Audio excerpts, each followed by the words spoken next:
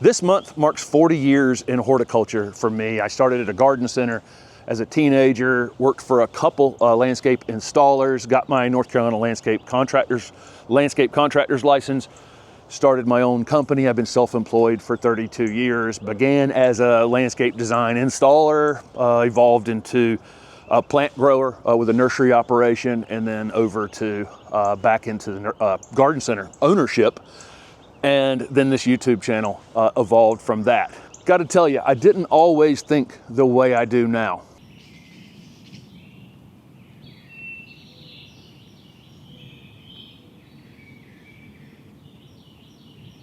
Early in my time in this business, we sold solutions basically with a product, right? So people would come in. The garden center I worked at had this ortho problem solver. I bought one of these off of Amazon used because I wanted to actually be able to show people, 1987, this is what we were doing, is somebody would come in with a leaf or a disease problem, and you flip to page whatever and find their problem, look up the particular plant that they have, like, here's a ilex or holly, and then you can see, what their problem is, matching it up to a photo up here, and then the solution is down here, and the solution is some sort of solution in a bottle, right? A chemical that they can go and spray, which is just taking out the symptom and not actually changing the system in any shape, any way, shape, or form. And so, this was how gardening was done. You sold them a product to fix some sort of symptom that they had to make themselves, everybody's making everybody feel better. Again, I don't want to be judgmental about this, but it's not really asking questions, right? You're not asking questions. Why are my plants under attack? Why is this, why does my azalea get lace bugs, but my neighbor's azaleas down the road don't get lace bugs? There's no observation related to that. It's like, how can I just fix this, make it go away, give me a simple solution? And that's what we did.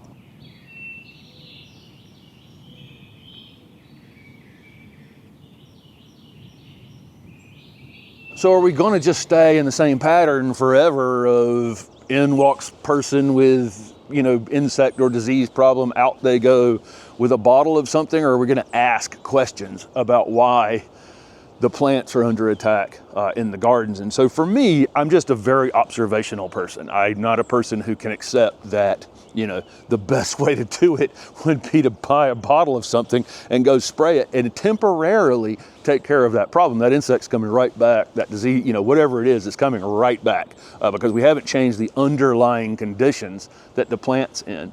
And so with new construction, which, gosh, I got to observe a lot because I'm in the Raleigh, Durham, Chapel Hill area here, which we call the Triangle. So many people have moved here, so much construction, so many places I was working in landscaping and seeing the damage kind of done by new construction techniques, taking away topsoil, taking away super compacting soil, and realizing that, hey, maybe there's another solution.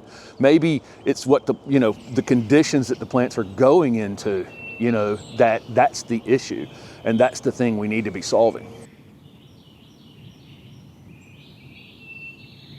So my shift was to something I call soil first gardening, and it's about soil biology and organic matter and soil structure. And building a resilient garden, building a garden where when it rains, I've alleviated a lot of the compaction out here so the water is able to get down into the ground and be stored for later. Creating a situation where the soil microbes are working for me and I don't need as many inputs, so I don't need all the fertilizer inputs. So I do put a small amount of fertilizer out here, but very little fertilizer.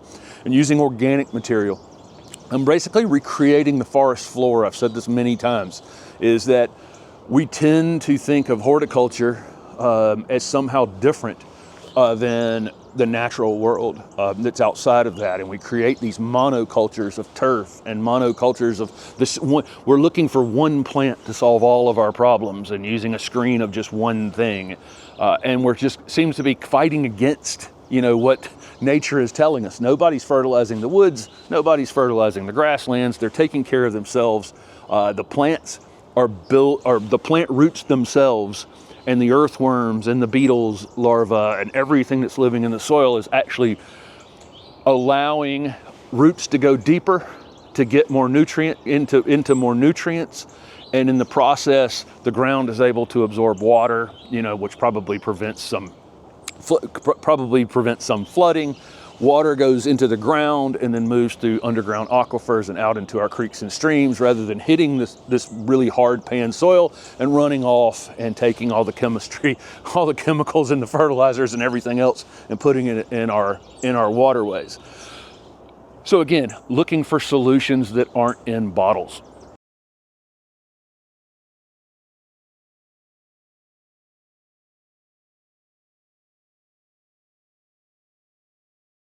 Over on the website, HortTube.com, we have the Learn to Garden video series and the weekly garden planner. They've both been reduced to $129. The Learn to Garden video series is dozens of videos on learning to garden. And again, it's mostly soil. It's mostly learning how to do what I'm talking about here, which is put your soil first, plant second. If you put the plants after the soil, all of them should, you know, hopefully will thrive more in your gardens.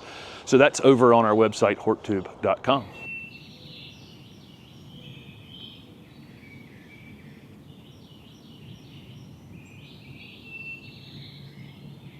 So what changes with soil first gardening? Well, there's less inputs. I just put organic material down on the ground occasionally. I'll use wood chips in my paths and hardwood mulch in my beds. We'll use compost in our vegetable garden, and that's kind of the entire inputs for this garden. I'm standing in it right now and I can feel it under my feet. I can feel the life. It's spongy.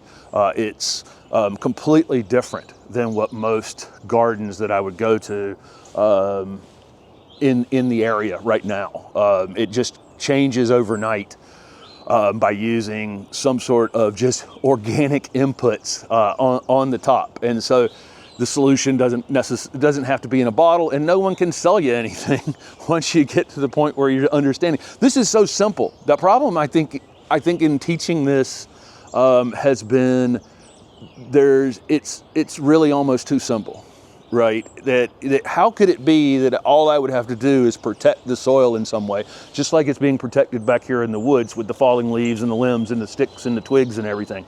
How could that be the solution when I go to a garden center or some place and there's so many bags of all of these things and so many types of fertilizers and so much confusion out there and all the plastic to cover the ground and, you know, all the different things? How could it just be that?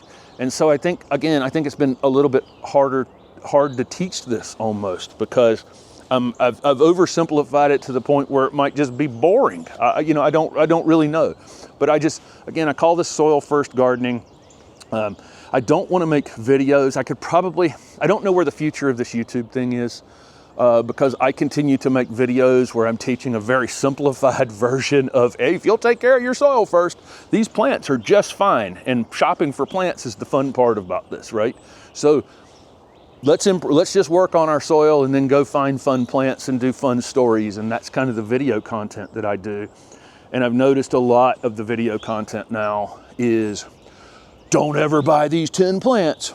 10 things I did wrong in the garden, 5 things I'd never do again. You know, and that's kind of the content that I see people responding to and getting clicks and that kind of thing. And I don't know, how do you compete with that when your version is just literally, hey, cover it in organic material and get out of the way. And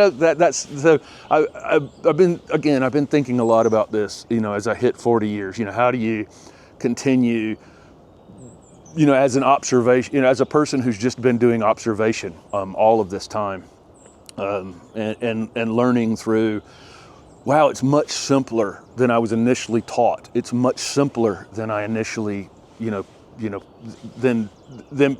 people are making it, and the overcomplication of it out there. And again, the fun part should be the plants. The fun part should be this golden Oakland holly behind me, or the camellia that you can't see below me, or the weeping Japanese maple here. But they're all thriving.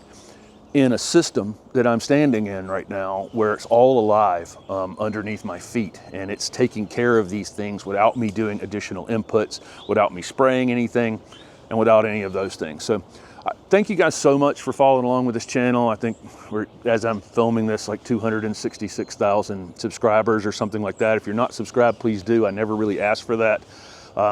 And follow us over on Instagram at HortTube as well. But again, I'm just kind of being reflective on how far I feel like this business has changed over time.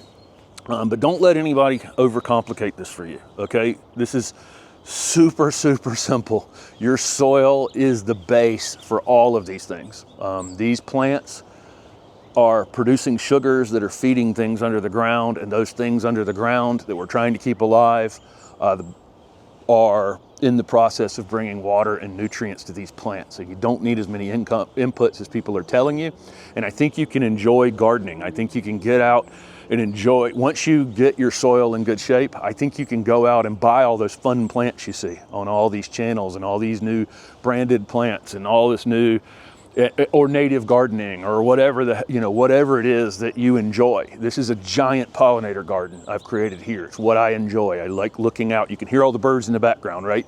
We enjoy the birds, all the bees, all the things visiting, all the interesting things. And after a while, once the system really gets going, you start to notice all these interesting little wasps and beetles and things like this showing back up that aren't there in a system in which monocultures are, monocultures rule, turf and, single plant solution gardening and that kind of thing. So thank you guys so much for following along with this. And,